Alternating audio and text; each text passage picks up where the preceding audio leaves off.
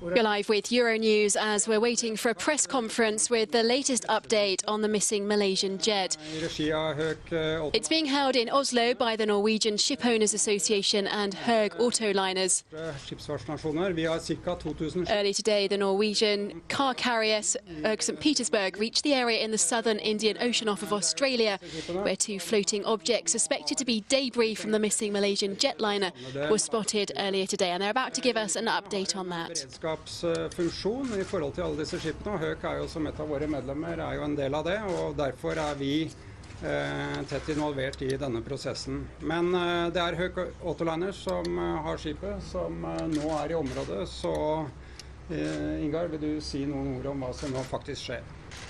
Ja, vi fikk en henvendelse fra det australske Rescue and Search Center til vårt skip for 2 dager siden om å gå fra sin opprinnelige kurs og til et definert område for å se etter observasjoner som de hadde fått, og skipet responderte positivt på det. Vi som selskap, jeg tror som, jeg vil si som shippingnasjon, så har vi en tradisjon for en kultur for å bistå når det mistanke om at det folk I havsnød. Så for oss det relativt selvsagt at vi responderer positivt på det. Og selvfølgelig også for mannskap ombord som lever på sjøen, så de også ønsker som et skjebnefellesskap på sjøen og bistå der som sånne ting skjer. So giving an update there on the latest on the search in the Indian Ocean, he's saying that the ship deviated from the way it had been going and that they're taking part in the search in that area.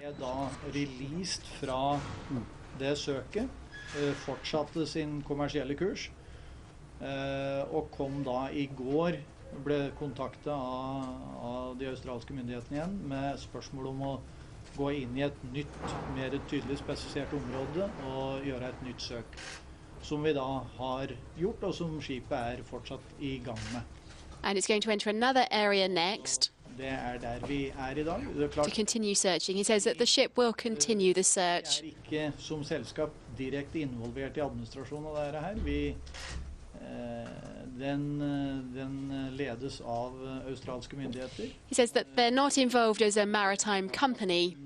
Og mannskap ombord and it's the Australian authorities who are leading the search, and that they are under the Australian authorities' command. Direkte styring I samråd med myndighetene, og det klart både vi og kaptein tenker først og fremst nå på de som sitter og venter på nyheter.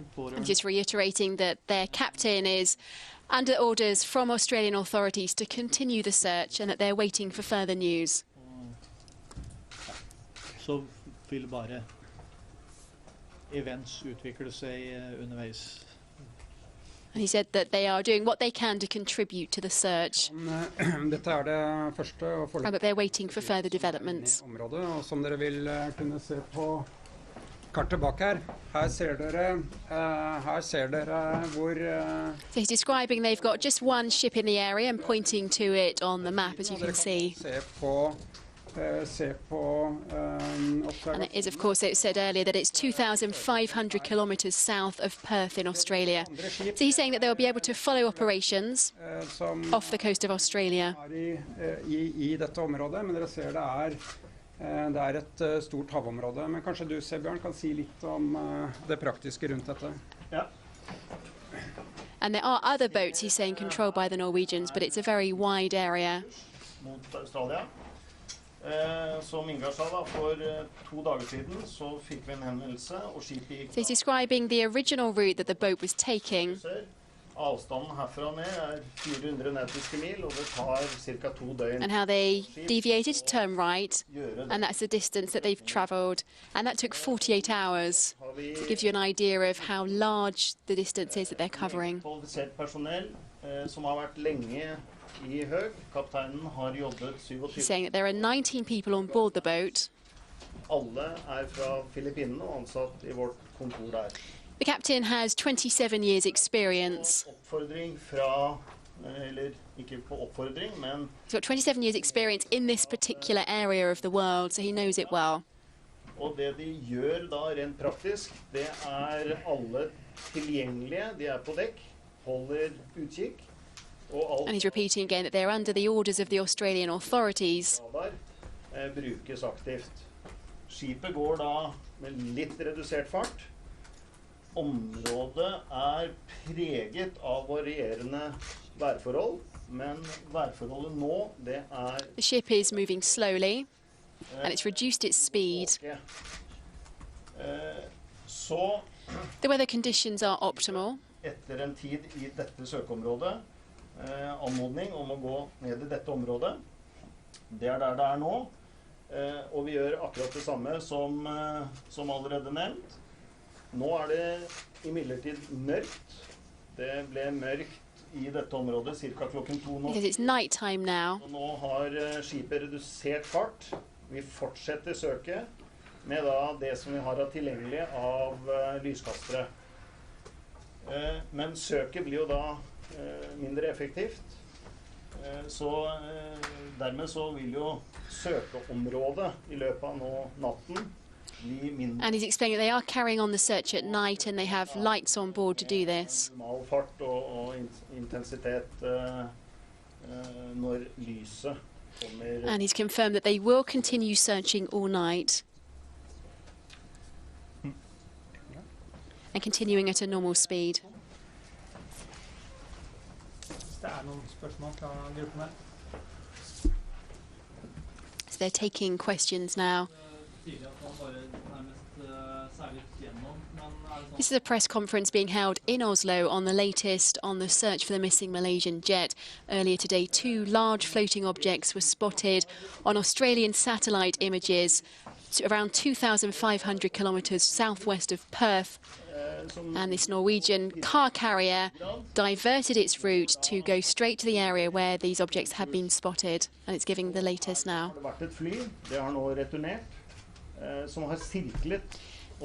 And they've confirmed that so far they haven't managed to see the objects that are on the satellite imagery. It's nighttime there, but they will continue the search throughout the night using the lights they have on board.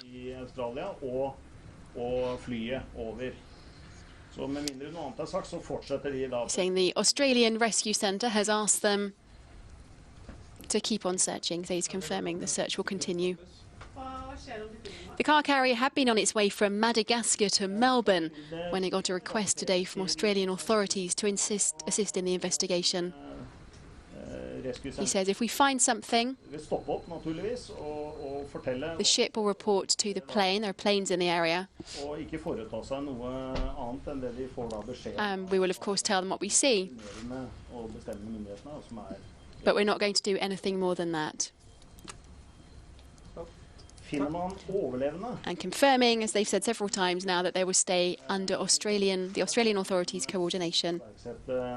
And the question was, have survivors been found? And his answer saying, well, we don't expect that. But of course, if they are, then we'll take them on board. So the question was, how long are you going to will the search continue? His answer saying, for the time being, it will go on all night.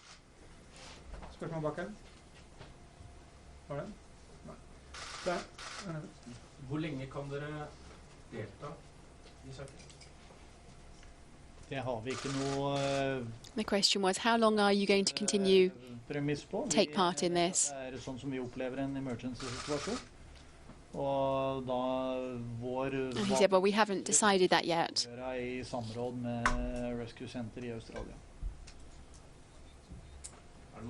What we're going to do in the following hours is to discuss gradually where we are. Praktiske begrensninger, men de tar vi. There are lots of practical restrictions. Bunkers og vann og mat ombord, så det står ikke på det I hvert fall. Ja, bare for å være helt klare på det, skip He said, but we're fine to continue on the boat for the next 24 hours for the crew, that there will be no problem. So you've been watching live a press conference from Oslo given by the Norwegian Shipowners Association and the company Hoegh Liners.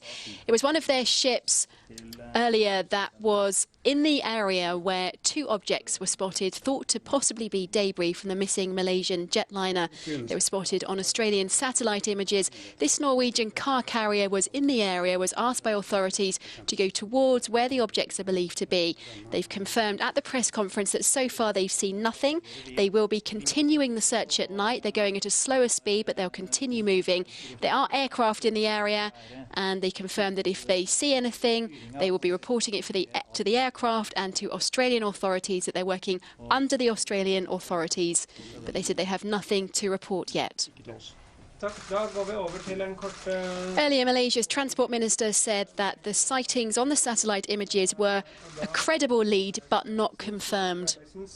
And he said the search by the 26 countries together would continue elsewhere until anything was confirmed that was definitely from the jet in the southern Indian Ocean.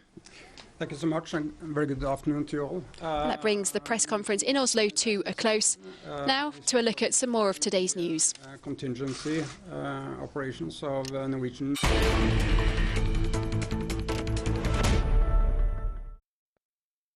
A passenger train has crashed into a minibus in Turkey, killing at least 9 people and injuring 5 others.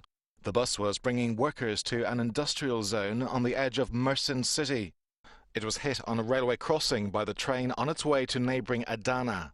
All of the dead were in the minibus. 3 of the injured were said to be in a serious condition. Local media reports suggested the level crossing barrier didn't come down because of a signal failure. A mother grieves for her son. He was a